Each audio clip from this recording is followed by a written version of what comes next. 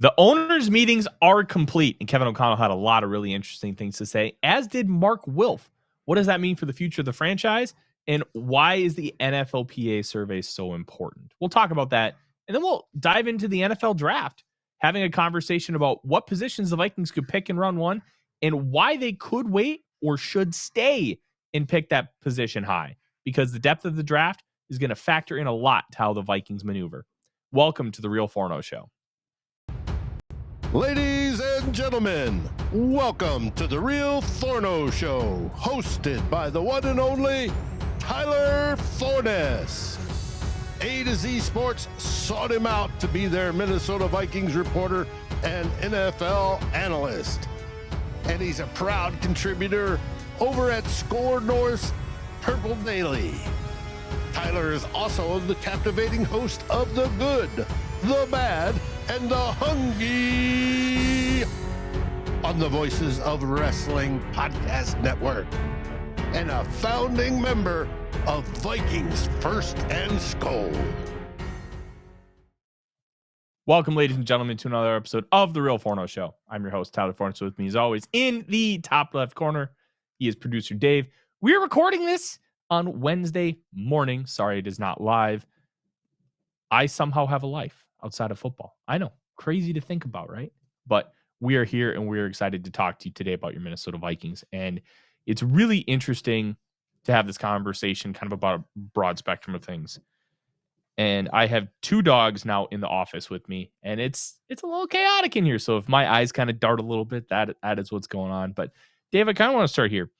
There's a lot of discussion about the NFLPA survey this past week, especially concerning the Minnesota Vikings, because they got an opportunity, the beat writers, to talk with Mark Wilf, the owner, and really get a sense of how he feels about a lot of things. And we know that they want to extend adofo-mensah, but I think a lot of the connective tissue between somebody like Mark Wilf and then Kevin O'Connell and how they kind of align with their viewpoints, I think is really interesting.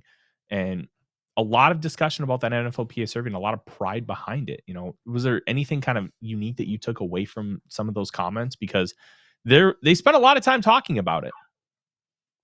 Oh, that Mark was very deliberate, him and the rest of the ownership, at building, first off, something that is great for the fan experience, and then the facilities necessary to be top notch, top of the business, to go along with that, to help, get players in, and the whole ability that we hope to take care of their families as well, as an attractive to make it an attractive destination for free agents and players and coaches, on top of selecting, the present administration, be it Kwesi and KOC, and having the culture they want.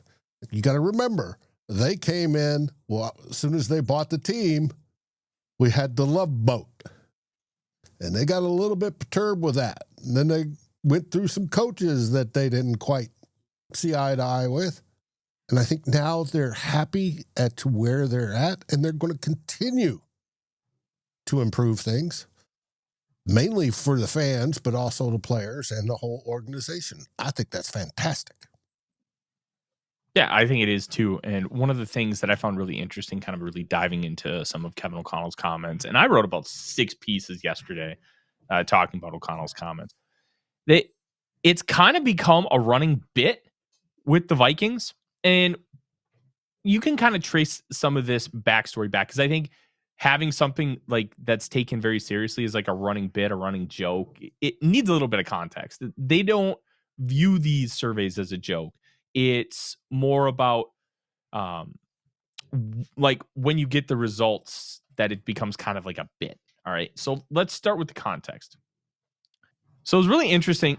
Red McCombs saved the Vikings. They were about to move to Birmingham, and him coming in and buying the team when it had 10 owners. And there was an NFL rule change that prompted the sale to Red McCombs. McCombs bought it and just treated it like a business he wanted to flip. He did not reinvest, When they fired Scott Linehan as offensive coordinator, I'm going to move Odie because I fear he might step on the surge protector again because he's a little doofus. They weren't allowed to hire another person. They just promoted George O'Leary from within, and he had 2 titles. That wasn't necessarily, the best thing. Odie, get away. Sorry. We had the computer turn off once, and it's because Odie stepped on the surge protector. So they really didn't invest in anything. And when the Wilfs came in and bought it, they were real estate moguls. They wanted to reinvest in Minnesota. They wanted to reinvest in the Vikings. Started with trying to get a stadium, and they finally got the stadium. I believe the bill finally came around in late 2011, early 2012, and that came after the Metrodome collapse. So they got everything situated. They tore down the dome, and then they started from scratch, built US Bank Stadium, and it's probably the best stadium in the National Football League. Then they built TCO Performance Center, which is the gold standard of team facilities. If you ever go there for training camp, it's a fantastic environment. It's a great venue. It would be nice to have some shade. I'm not going to lie. Sitting on those bleachers can get a little spicy, but at the end of the day, they've created a phenomenal fan experience. And then also from a player perspective, it's tremendous. So that's a huge part of it. They have built this infrastructure before Kwesi Adofo-Mensah and Kevin O'Connell got here. Once they had that infrastructure, then they finally got the right voices in the rooms.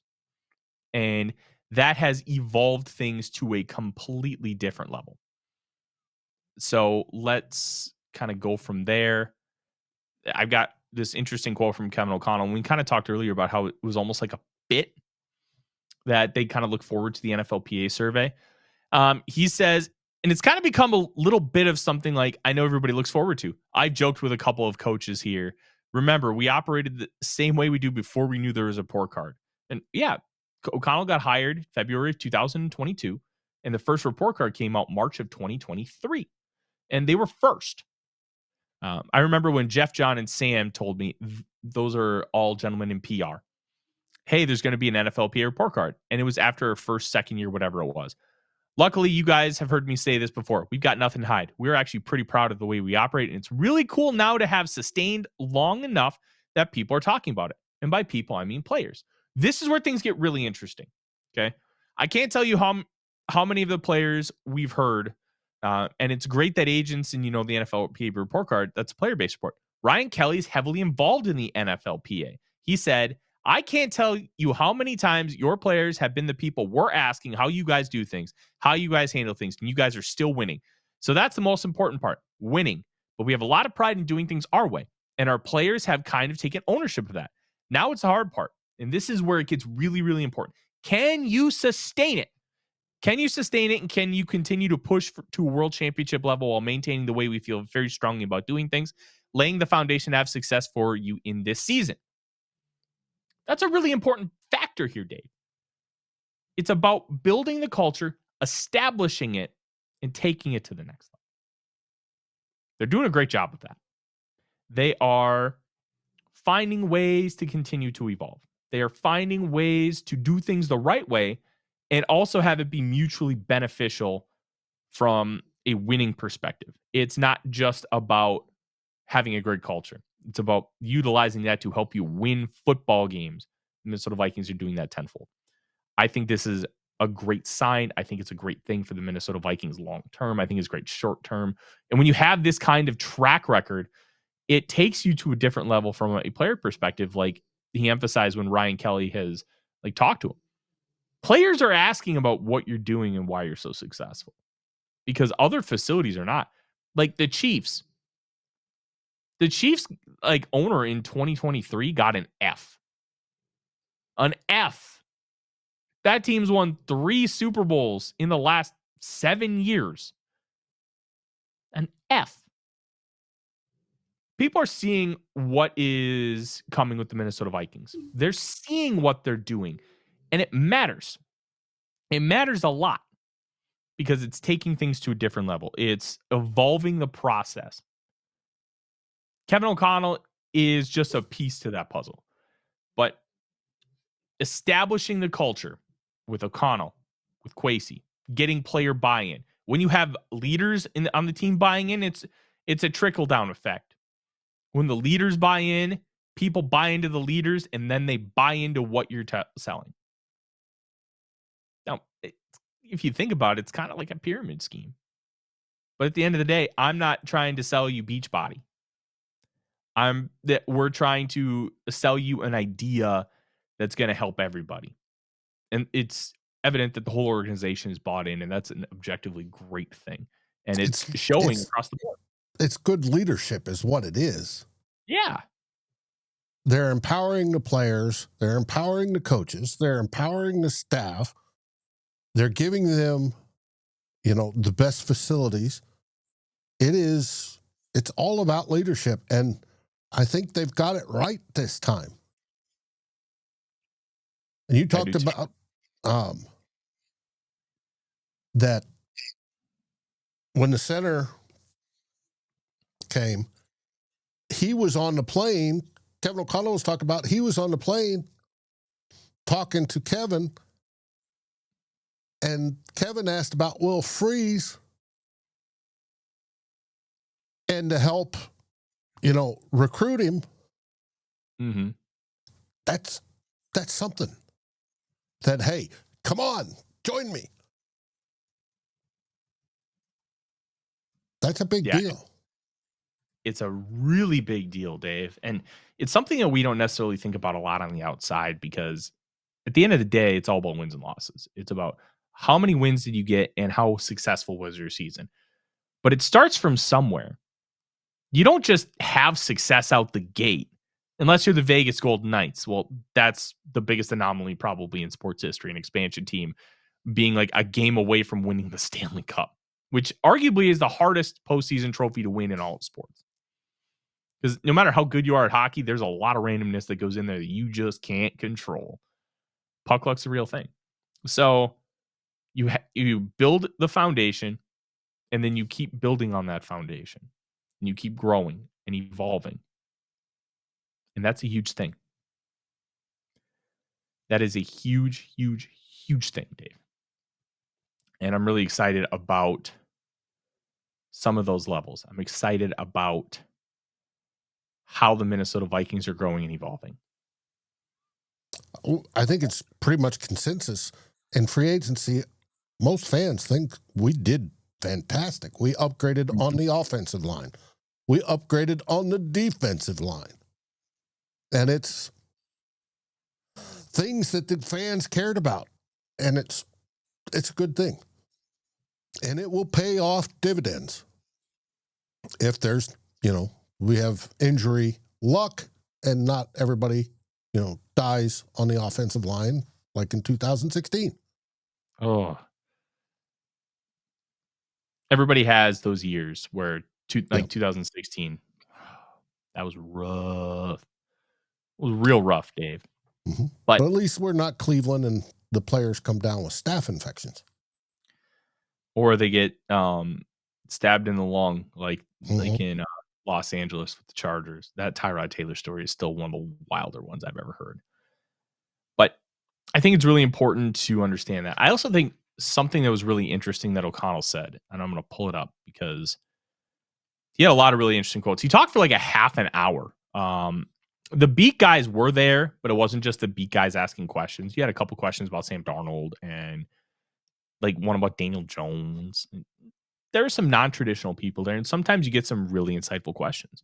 One that I had one of my coworkers who lives in West Palm Beach, so he was at the meetings.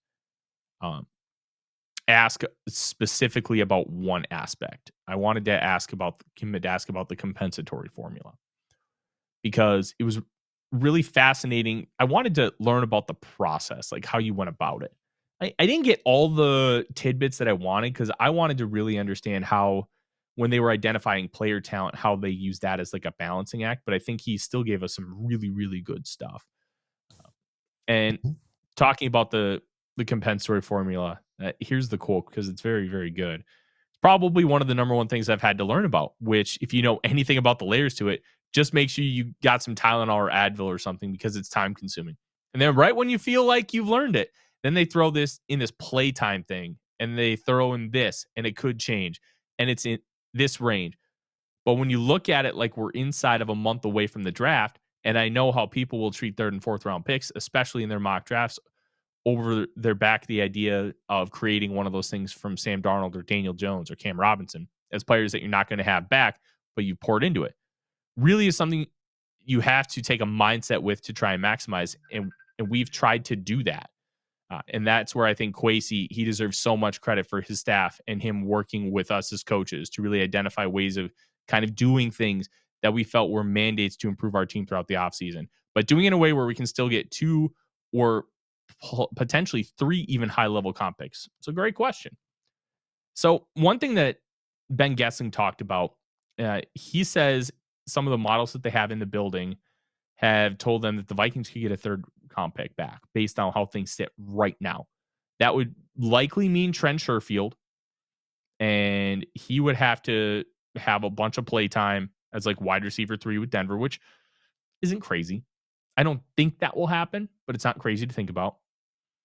And then he can still get bonus potential for like playtime and stuff. And so the way the formula generically works is you're ranked first by your average annual value on your contract. So if let's say you are 100th in contract, okay, you're at $20 million. This is a hypothetical. If you have a 99% snap count percentage, you get 99 points. So you start the 20 million, you basically at 200 points. So then you add that together, and then you determine based on that. So you can also get points for being a first team All-Pro, MVP, and however they rank that. Like I think it's the top 5% count for third round compensatory picks, the next 5% fourth round, and so on and so forth. But you have to be above a certain threshold in order to qualify for a compensatory pick, which is somewhere in the neighborhood of $3 to $4 million. That's going to end up playing a factor at the end of the year. The Vikings lost out on a third round compensatory pick in, I think it was 2021, because when Trey Wayne signed with the Cincinnati Bengals in 2020, he was supposed to give a third round compensatory pick, but he tore his pec in the preseason and didn't play a single snap, knocking it down to a fourth round pick. Kind of stinks, right? Vikings also lost a third round pick for Sam Bradford because the Cardinals cut him before the cutoff date. Now, if you sign the guy, even if you cut him, they still count. So a little different now than it was then. But maximizing that compensatory formula is something that we identified probably back in January, Dave, because it just made a lot of sense to try and maximize that output. And there are always going to be guys who are cut. We didn't know it would be Jonathan Allen and Javon Hargrave, but it would have been somebody. Could have been a corner. Could have been Jair Alexander, which is still a possibility. I'm not going to give you any kind of guarantee on that, but I'd be down for giving him like $8-9 million and try and figure out if it makes the most sense to bring him in and give him a little bit of money and see if you can keep him healthy, because he just fits the motif of what the Vikings have tried to do injury-wise. Bet on injured players, and maximize them with the organizational health benefits. The what do you call it? The medical staff. Right. We've all heard the rumor of Asante Samuel Jr. Mm-hmm. down in Florida or wherever with a Vikings cap on, and a fan asked him, "Why are you wearing that cap?" And he goes, "Because I'm joining the team in 5 weeks." So, yeah, he fits that category. Mm-hmm. I personally don't put any credence into that, but I look, it's fun, reckless speculation. Have fun. It's a rumor, but yeah. Yes. The one question I have is, why would he be wearing Vikings gear at a club? I don't know. That's my biggest issue with it. Why is he wearing Vikings gear at the club? That, to me, that feels a little odd, but hey, Maybe it's the report stable. card and somebody wants to hook up with him. Hey, you know what? Maybe. But it's no different than Jair Alexander. As of right now, that's just a rumor, a thought, reckless speculation. Yeah, it is reckless speculation. All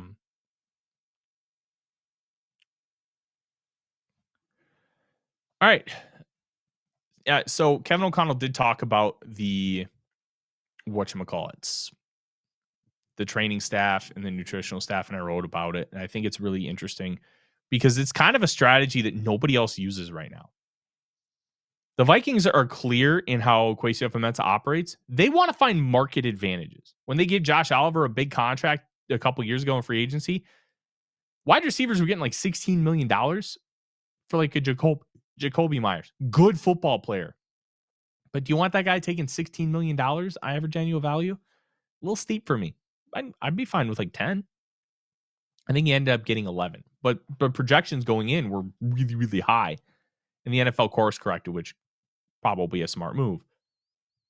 So they're like, okay, well, how can we find an advantage? Well, get a superb blocking tight end and use 12 personnel, and he can still catch passes because Josh Oliver in college was only a pass catcher. He was a great pass catcher. Then moving forward, he became a blocker, and the Ravens made him a great blocker. So now he's almost like a third tackle on the field. A tight end is never going to be as good as an actual tackle, but you're getting a lot more than a standard tight end. So it becomes a net positive for you. And that's how they've been trying to find market advantages like that the entire time. One of them has been the training staff. The training staff has... I give you this, man. He was better than a lot of the tackles in the league back in the day. Yeah. Oh, man.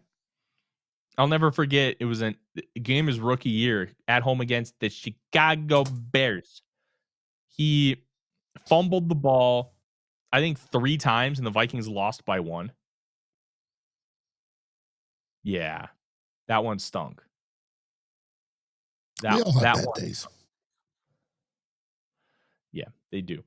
Some interesting tidbits kind of about what I was talking about. I'm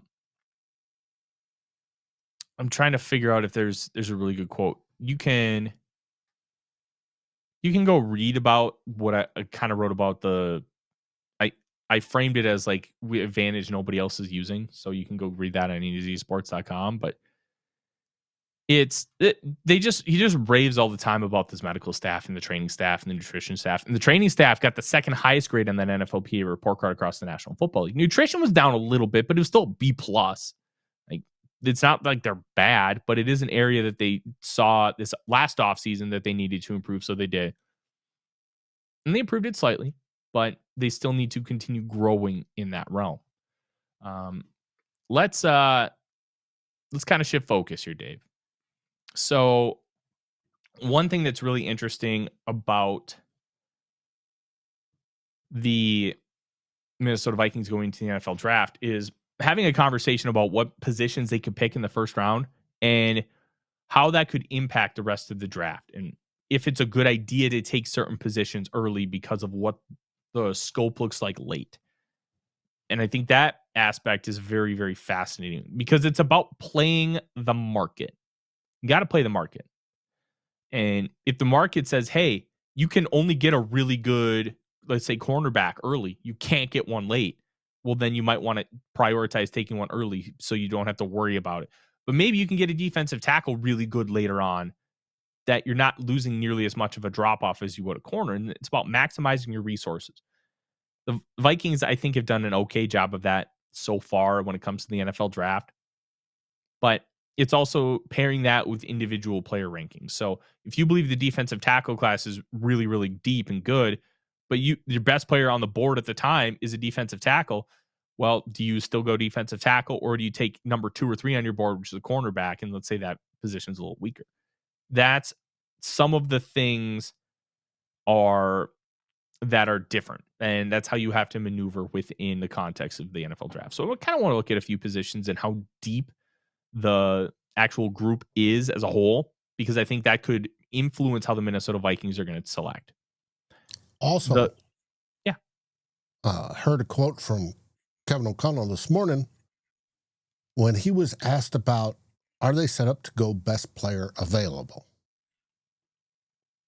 And he was like, well, yeah, sort of, but we are very deliberate because we just don't want to draft a guy that will, one, take time to develop, which was an interesting part of that quote, and two, that won't make an immediate impact because he's got somebody in front of him. Mm-hmm. So whether it be defensive lineman, offensive lineman, it's interesting to see sort of how he's thinking. Does that preclude going defensive lineman or offensive lineman? No, it doesn't. But if they get somebody and they have somebody sitting in front of them, say they love Theo Jackson to be paired with Hitman. Well, if they draft a safety, does the safety have to sit behind Theo Jackson? This is all sort of stuff they're weighing in when it comes to not only who to draft, but when to draft them. Yeah. There's the whole process of trying to build that board out, Dave, is really interesting. And it's, like you said, it's about when to draft them. Like, there are some guys who, hey, this guy's at the top of my board. And I think for me, one of those players is Quincy Riley. I would consider taking him in the top 50. I would consider taking him close to the first round. Like, if the Vikings had a pick in the mid-30s, I would consider it. It wouldn't be the smartest move. Let me kind of explain why. Because as you said, it's about when you pick them. If I know that he's going to be available at the end of round 3, but I'm probably not going to get him at the beginning of round 5, I know that's the range I need to take him. And taking him too early can be lost value. So you have to understand. And I think John Harbaugh said it really well at the owners' meetings, Dave. They use industry mock drafts to help them understand how the board is going to fall. And the Baltimore Ravens are one of the best organizations in the National Football League, historically speaking, when it comes to the draft, especially the compensatory formula. Number 1 in total comp picks ever with 60. They know what they're doing. And they maximize that comp pick formula because they use those comp picks. They turn them into good players. Like guys like Zadarius Smith go from 5th rounder to really, really good football player. And that's a normal for the Ravens. So Ozzie Newsome, who's the GM, is just, he freaking rocks in that department. Yeah. They're just fantastic. And Eric DaCosta, who was Ozzie's right-hand man for a long time, has also continued that tradition. So it's about trying to maximize value, something Kwesi's pretty good at overall. And we've talked about that. But I think one of the interesting things is, how do you maneuver some of these different areas? How do you maneuver with how the class is built? So let's kind of take a look at some of the need positions for the Vikings. If you look at cornerback, I think there's some really good dudes that you can get in rounds 3 and 4. Everybody knows how I feel about Quincy Riley. Kobe Bryant from Kansas is one of my favorite players, an absolute dog. Just good-ass football players. Really talented guys. And you can get really talented guys at 97. You might be able to get one at 139. They need upside at corner, though. And are you going to get that upside with those players? That's a question you have to ask yourself. Are you going to get the proper upside, or is it smarter to take one in round 1? Like if a Will Johnson falls, he's projected to go top 5 in August. And now we're talking about him maybe falling into the 20s, which just feels wild. But it's very, very interesting because injuries can have a really, really big impact on things. So that's the kind of balance you have to determine. Is the top end value going to be enough? I don't know that answer. For Will But Johnson or Jahdae Barron, are they going to step in and play versus getting Siobhan Ravel or Benjamin Morrison in the third round? Mm-hmm. I think Ravel goes round 1, top of round 2, but I don't know. Benjamin Morrison is a hip injury. That scares me to death. I need to know more. I don't know enough to feel comfortable with Benjamin Morrison. If I know that the hip is not going to be a non-issue moving forward, my hope is that it was a cracked hip bone. That is significantly easier to heal from than a joint issue, a labrum issue. A cracked bone can heal.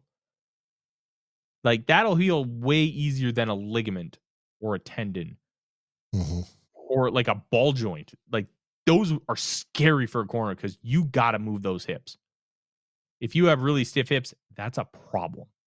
Yeah, you can get fully. You hear the term oily hips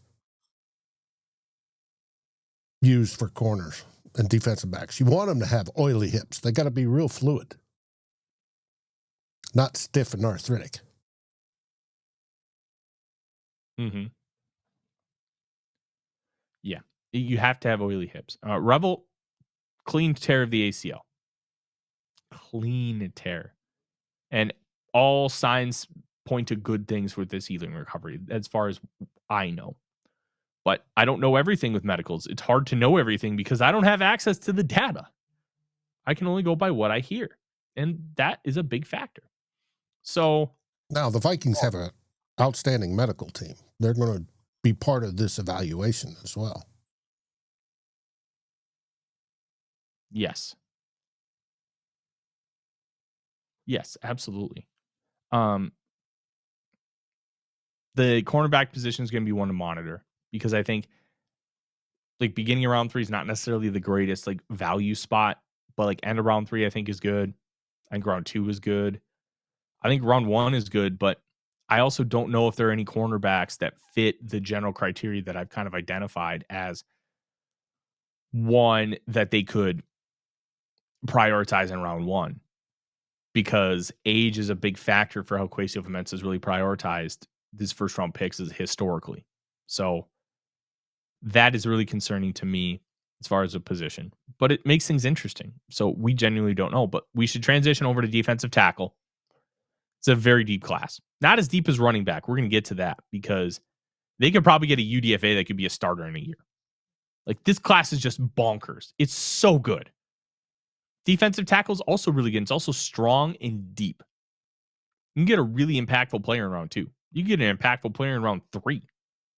You can get rotational guys in like round 4 and 5. It's a really good class, and you can get all body types. There are nose tackles. I really like Jamari Caldwell and Cam Jackson quite a bit.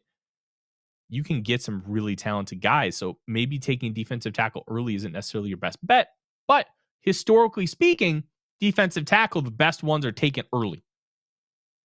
Like, of like the top 10 defensive tackles, like one was taken in round 2, which was Chris Jones, and he had some off-field stuff that pushed him down.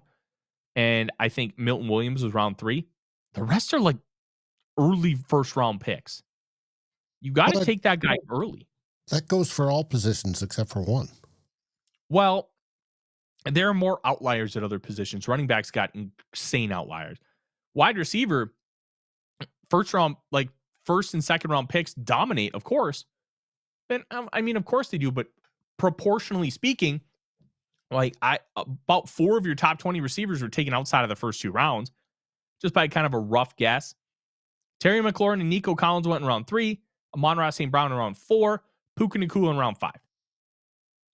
And you might be able to argue Cooper Kupp is a fringe top 20 guy. Okay, he went in round 3 too. So there's more outliers.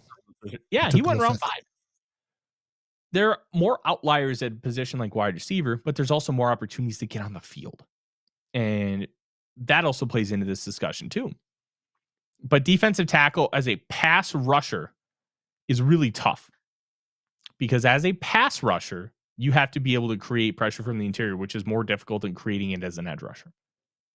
And that's why those guys get taken so high. Kevin Williams should be in the NFL Hall of Fame right now. He was the 9th overall pick. Well, it should have been 7th, but we won't get into that discussion.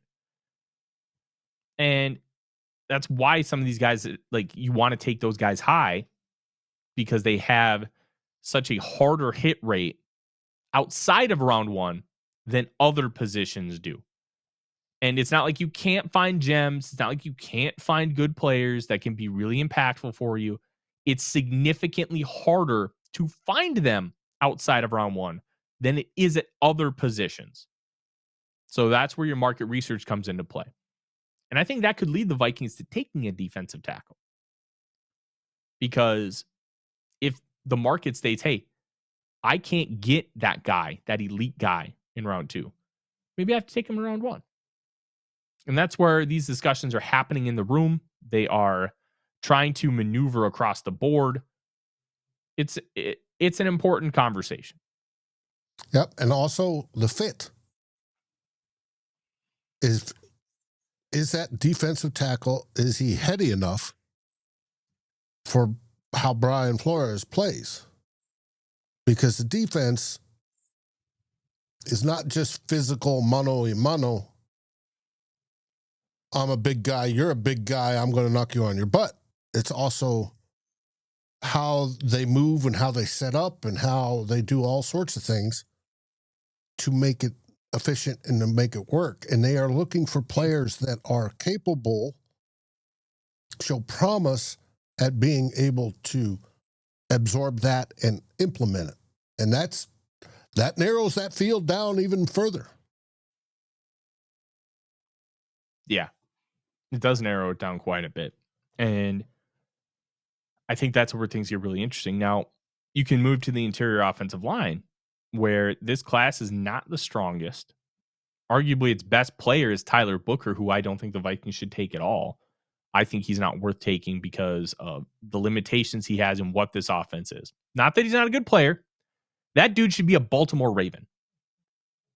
Because you get him in a phone booth, he's going to beat you up. And he's not going to let you go anywhere. You ask that guy to move, you just get around him because he can't move very well. He can't climb to the second level. When he does climb to the second level, he's very poor at aiming. He's a bad fit for his zone blocking scheme. You want to run a gap scheme where, hey, you're going to pull from one A gap to the other and then just go bowl somebody over? He can do that. He can just stand his ground and drive you down. Run counter and power. Good football player. Run zone? No. Gray Zabel. I don't know if he's going to be on the Vikings board because he plays at NDSU. They've only taken 2 players from non-Power 4 institutions. 3 if you count Jaron Hall. I don't, because they were an independent and they played a Power 4 schedule. And then literally the season after Jaron Hall declared, well, they were in the Big 12. To me, that's a Power 4 school. But it was Dwayne McBride and Levi Jake Rodriguez, both in round 7. One group of 5 player, one FCS player. I don't see them taking an FCS player early. I would be really surprised. And it's not an insult on Gray Zabel. I think he's a really good football player. I think we have enough data to try and project forward. And we've talked about that. We did the SKOL search last week. I recommend you go watch that or listen, whatever medium you're choosing to enjoy this program. But playing at an FCS level, taking that player really high does not mesh with a lot of the philosophies you have with Kwesi Adofo-Mensah, especially coming from Andrew Berry, where Berry has the same thing. He doesn't take those players high. It's power schools, Power 4.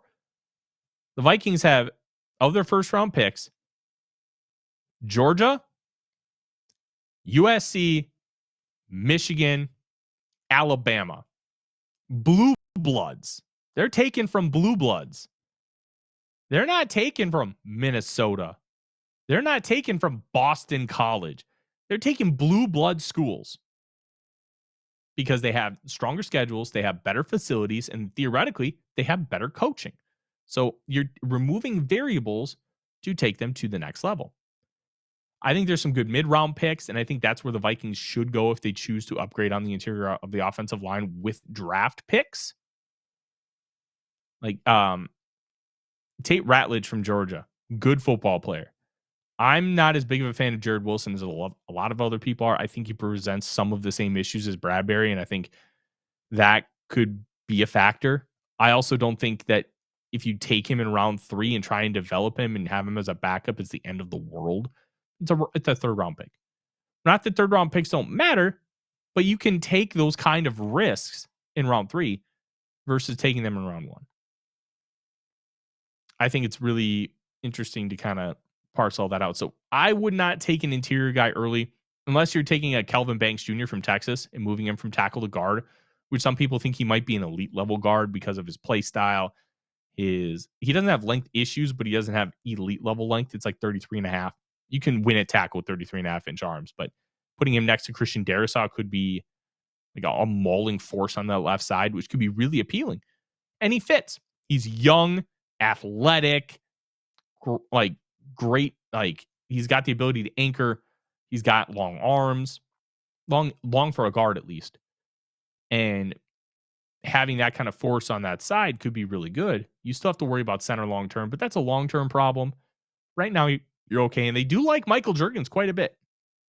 Should they? I don't know. But I don't see the guy every day in practice, so they know more than I do in that sense. Now, let's talk about safety. Safety is a really interesting one because you don't have to be an elite prospect to be a really good safety. That's a big part of it.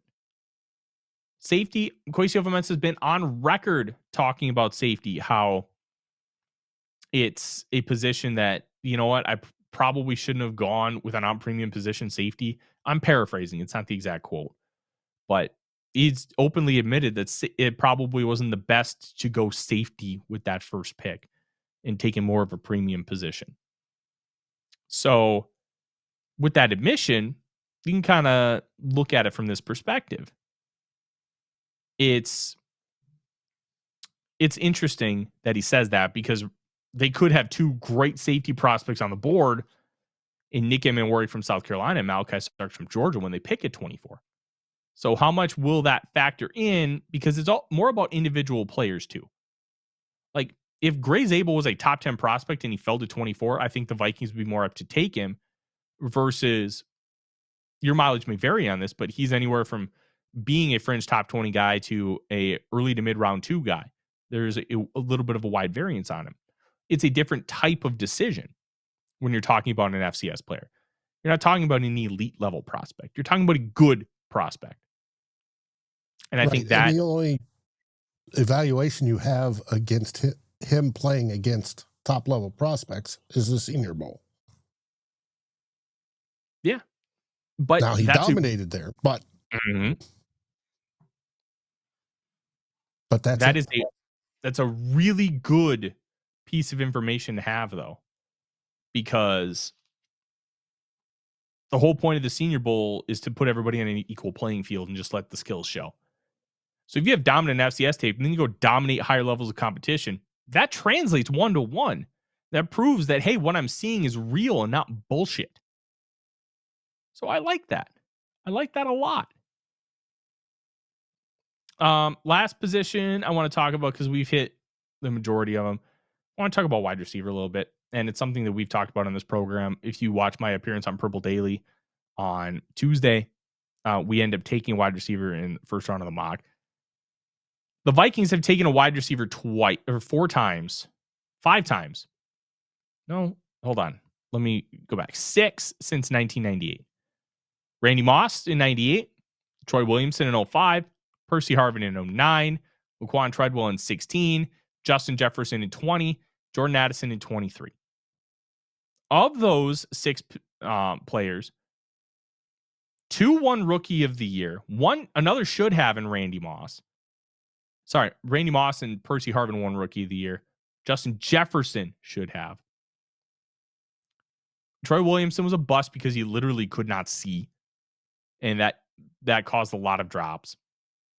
Laquan Treadwell just never figured out, but he's crafted a really good NFL career as far as sticking around and making money.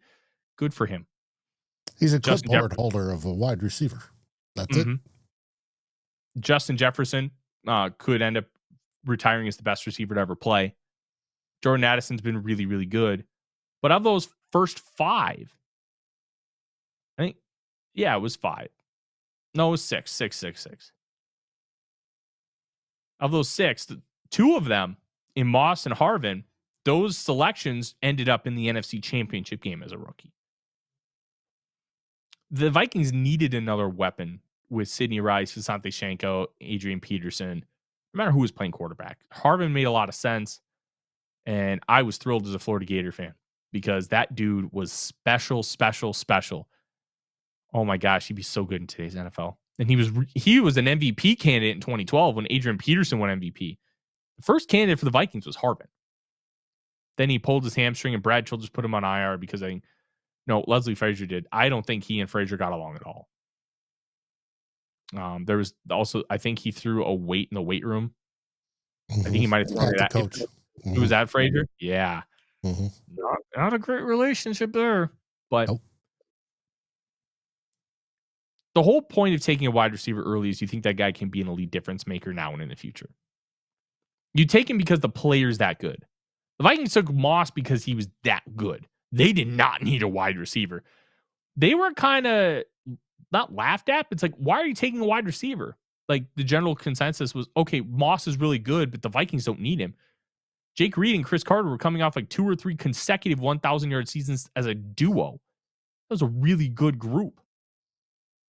So if you take a wide receiver, you got to know that this guy is a true difference maker. This guy is going to produce as a rookie, like on a level of Jordan Addison or Justin Jefferson. They're going to be that kind of guy. They're going to maximize their opportunities. They're going to be a true difference maker on this roster. But are there anybody that fits that bill in this draft? I'm hearing wide receivers are pretty meh this year. I'm a little bit higher at the top of the class than other people are. I think Tedero McMillan can be a real difference maker. He's 6'5", 212, and he just glides like a gazelle. He's really good at seeing space and eating it up, but he doesn't have like a super great burst. I mean, he's a big dude. It's hard to get off the ball really, really fast the bigger you get. But man, once he gets moving, you can't stop him. He won't separate from you, but he will keep distance. And when you're in the open field, that can be just as important, keeping distance. Luther Burden III, I also have a first-round grade on. He's a great yak guy. You get the ball in his hands, kind of like that Percy Harvin thing where he can just be special. He's proven he can win as a route runner on the outside. He can be in the slot. He can do everything for you. So I think that there are some guys. And then there's Emeka Egbuka, who kind of does all the dirty work like a Cooper Kupp, but he's just so smooth and refined, does everything the right way, creates separation on all 3 levels. Like, he's just so boring because he's so good and consistent. Not super splashy, but you don't have to be splashy to be great at receiver. Like, Jordan Addison isn't necessarily splashy, but he's really, really, really good at football. So if you're taking a wide receiver, I think it's one of 2 things. Either you're taking like a special teams kind of development guy late, or you're taking one at the top. There's not, like, where the Vikings are picking, there's not a ton of depth in that middle range. There's a lot of round 2 guys. Jack Beck, Elick Eomanor. Like, there's Jaden Higgins, Jalen Noel, the Iowa State guys. There's some good players there, but they're not picking there. So they don't have that opportunity. And I think it's going to be really important when we're having these conversations. It's either wide receiver early or really late. I don't think there's going to be a middle ground guy. Unless they love Torrey Horton, which, please give me Torrey Horton. I love that guy. But it's about maximizing your market. And I think when you look at those positions, having those conversations are going to be really important in how they maneuver the draft. I'm really excited for it. We're 22 days away from the NFL draft, and I can't wait. And just a reminder of our draft plans, that Thursday, Dave is going to be floating around. He's going to be on Vikings Report with Drew, Ted, and Chris, their final episode. And then we are going to be going live once I get back from the Purple Daily Draft Party, where I will be on draft night. And it's going to be a really fun day. And then we're going to be live day 2 and day 3.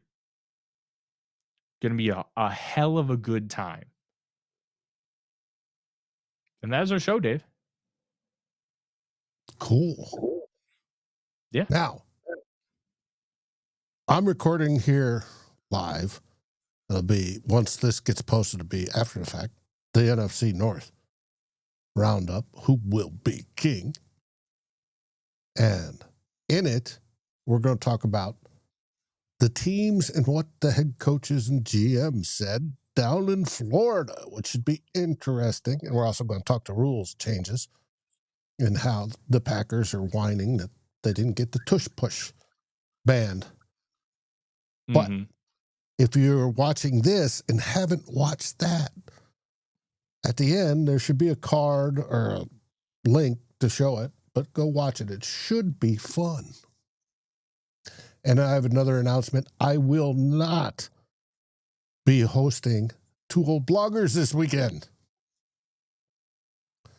Darren knows it. I gave him the weekend off. Why?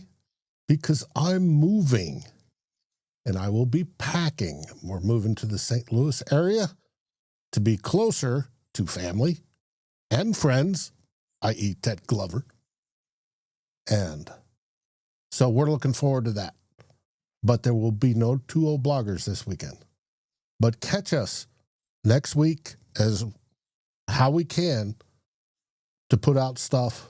It may be shorts, it may be notices, it may be written pieces over at Fans First Sports Network. But catch us next week, and I hope to be up and running and producing for Thursday of next week. Heck yeah. We're going to have a lot of fun here. We're going to do a lot of really enjoyable and fun things over the course of the next couple weeks. And you're going to want to like and subscribe because due to Dave's move, our show on either Monday or Wednesday might be compromised. We might have to maneuver it. We're going to be flexible because Dave's the boss. Dave runs the program. If he can't be there, neither can I. So that is okay. But I'll still try to get something out from a podcast perspective if we can't go live on YouTube so we can at least have a little bit of something. And hit that ring the bell button because it's going to give you all the notifications of when we're available, when we have a show, either live or recorded. So thank you guys so much for listening. Thank you for watching. If you're on podcast, we love you just as much. Give us a 5-star review on iTunes. We'd greatly appreciate it. I'm Tyler. He's Dave. SKOL Vikings. SKOL Vikings. Like, subscribe, and ring the bell to get notifications. It helps us grow this community that we all love our Minnesota Vikings. And on behalf of Tyler Forness and myself, Dave Stefano, thank you so dearly for watching the Real Forno Show. SKOL, everyone!